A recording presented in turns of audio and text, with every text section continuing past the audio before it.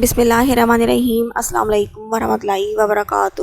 زارا voice میں خوش آمدید۔ رنج و غم کے ازالے کے لیے حضرت فضالہ بن عبید رضی اللہ عنہ سے روایت ہے کہ نبی کریم صلی اللہ علیہ وسلم نے فرمایا، انسان جب تک اللہ سے استغفار کرتا ہے اس وقت تک اللہ کے عذاب سے محفوظ رہتا ہے۔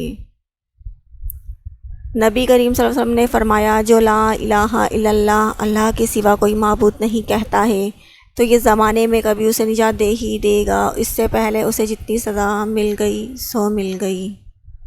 حضرت ابو ہریرہ رضی اللہ عنہ سے راوی ہے کہ کلمہ حسبنا اللہ و نعم الوکیل، اللہ ہمیں کافی ہے اور وہی بہترین کارساز ہے، ابراہیم علیہ السلام نے اس وقت کہا تھا جب ان کو آگ میں ڈالا گیا تھا، اور یہی کلمہ محمد صلی اللہ علیہ وسلم نے اس وقت کہا تھا جب لوگوں نے مسلمانوں کو ڈرانے کے لیے کہا تھا کہ لوگوں یعنی قریش کے تمہارے خلاف بڑا سامان جنگ اکٹھا کیا ہے، ان سے ڈرو، لیکن اس بات نے ان مسلمانوں کا ایمان اور بڑھا دیا، اور یہ مسلمان بولے کہ ہمارے لیے اللہ ہی کافی ہے اور وہی بڑا کارساز ہے۔